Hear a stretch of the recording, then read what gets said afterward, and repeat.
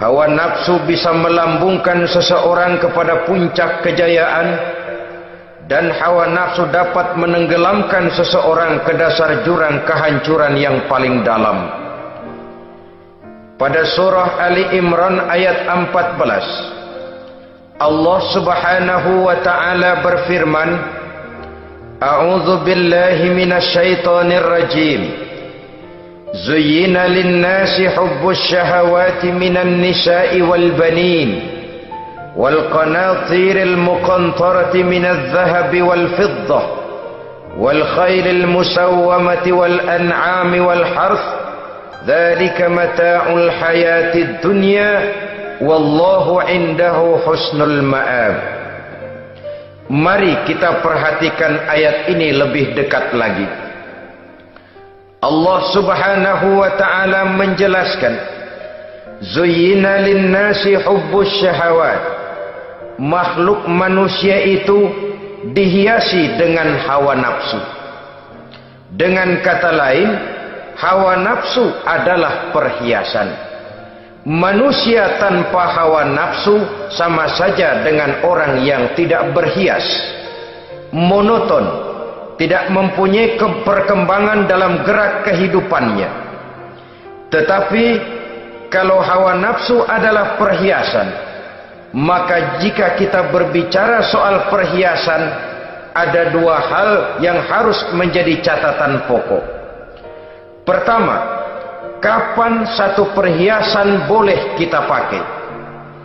Yang kedua, di mana perhiasan itu harus kita pakai? Kalau saudara berdandan rapi, pakai sepatu dengan kaos kaki, celana, jas, pakai dasi segala macam, tapi itu saudara lakukan pada saat saudara akan pergi ke WC, maka saudara sudah memakai perhiasan tidak pada waktu yang tepat. Begitupun sebaliknya, kalau jam tangan saudara pakai di kaki, kopiah saudara pasang di kaki, lalu sepatu naik ke atas jidat, maka saudara memakai perhiasan tidak pada tempatnya yang tepat. Demikian juga sifat yang bernama nafsu. Kapan dia boleh diperturutkan, di mana dia boleh disalurkan, adalah tugas daripada agama untuk mengatur syahwat atau hawa nafsu. Lihatlah kehidupan malaikat. Malaikat makhluk yang diciptakan Allah tanpa hawa nafsu. Maka kehidupan malaikat monoton. Malaikat tidak mempunyai peradaban dan kebudayaan. Malaikat adalah makhluk yang secara instinktif diciptakan untuk berbakti, tidak punya alternatif atau pilihan lain. Saudara lihat, ada malaikat yang sejak diciptakan diperintahkan untuk sujud, sujud saja sampai sekarang enggak bangun-bangun. Ada malaikat yang sejak diciptakan diperintahkan untuk tasbih, tasbih saja, yang lain tidak. Ada malaikat yang sejak diciptakan diperintahkan mencabut nyawa, nyawa saja urusannya, yang lain tidak. Pekerjaannya monoton. Tetapi memang karena tidak ada hawa nafsu, tidak ada kecenderungan malaikat untuk nyeleweng. Belum pernah kita dengar misalnya ada malaikat Jibril korupsi ayat.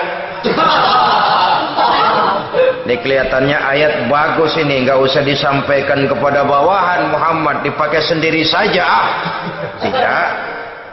Kita belum pernah dengar malaikat maut keliru mencabut nyawa orang yang belum waktunya modar. Belum pernah. Malaikat itu ibadun mukramun la ya'sunallaha fima amarahum wa yaf'aluna ma yu'marun. Maka kehidupan malaikat adalah monoton.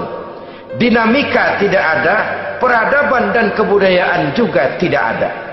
Andai kata bumi dan seluruh isinya diserahkan kepada malaikat untuk mengisinya, barangkali saudara tidak akan pernah kenal jembatan Semanggi, saudara tidak akan pernah kenal Monas, gedung-gedung bertingkat, gedung-gedung pencakar langit. Semua yang menggerakkan itu adalah karena manusia mempunyai hawa nafsu. Nah, kemudian pada kalimat berikutnya Allah memberikan rincian. Apa nafsu kepada apa yang paling menonjol dalam kehidupan manusia itu? Pertama, minan nisa, hawa nafsu kepada perempuan.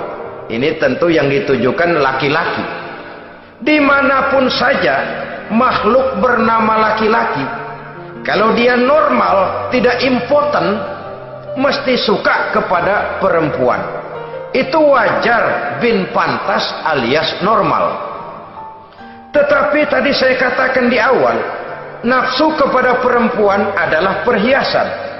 Kapan makainya, di mana makainya, itulah tugas agama memberikan tuntunan dan aturan. Saudara-saudara kaum muslimin rahimakumullah, nafsu kepada wanita dapat mengantarkan seseorang kepada puncak kejayaan, tapi nafsu kepada wanita bisa menenggelamkan seseorang ke jurang kehancuran. Bergantung kepada latar belakang apa yang mendorong timbulnya syahwat tadi. Dengan kata lain, motivasi syahwat tadi digerakkan oleh iman dan ketakwaan, atau semata-mata karena memang syahwat yang merupakan kendaraan iblis. Penyelewengan pertama yang terjadi dalam sejarah kehidupan manusia adalah penyelewengan yang dilakukan oleh Nabi Adam alaihi salam pada saat ia memetik buah huldi. Kenapa itu dilakukan oleh Nabi Adam? Karena terdorong oleh rasa sayang dan cinta kepada istrinya Hawa. Sebenarnya Hawa lah yang merajuk, Siti Hawa lah yang membujuk, dan Nabi Adam oleh karena syahwatnya kepada istrinya memperturutkan bujukan Siti Hawa itu. Peristiwa Nabi Adam ribuan tahun yang lalu akan terus relevan sampai ke zaman kita sekarang ini. Berapa banyak orang-orang yang karena terlalu ingin menyenangkan istrinya, lalu tidak segan-segan melakukan perbuatan-perbuatan yang menyimpang, baik itu merugikan orang lain, merugikan masyarakat, bahkan merugikan bangsa dan negaranya. Seorang pedagang tidak akan segan-segan menipu. Sebaliknya pun begitu. Tidak jarang wanita di dalam kelemahannya bisa menenggelamkan dunia. Seorang suami yang jujur, polos, lugu, sederhana bisa jadi koruptor ulung karena didorong-dorong oleh istrinya. Istrinya barangkali bisa saja dibakar-bakar oleh tetangganya. Saudara-saudara kaum muslimin rahimakumullah, sejak zaman klasik sampai kepada zaman kita sekarang ini, kita melihat kecenderungan syahwat kepada wanita ini. Julius Caesar yang katanya gagah perkasa ternyata tunduk di bawah kaki Cleopatra. Napoleon Bonaparte, the Lion of Europe, singa daratan Eropa, luas kekuasaannya, gagah perkasa tentaranya, kepada siapa dia tunduk? Ke bawah kakinya Margaret Josephine. Ini adalah kisah kejatuhan yang diakibatkan oleh hubbus syahawat minan nisa. Oleh karenanya benar jika Nabi kita menyatakan an-nisa'u imadul bilad, wanita adalah tiang negara. Jikalau baik wanita, baik negara. Jikalau rusak wanita, hancur negara. Kalau syahwat kepada wanita cuma semata-mata karena syahwat, maka seorang laki-laki akan memandang wanita cuma sekedar alat pemuas hawa nafsu.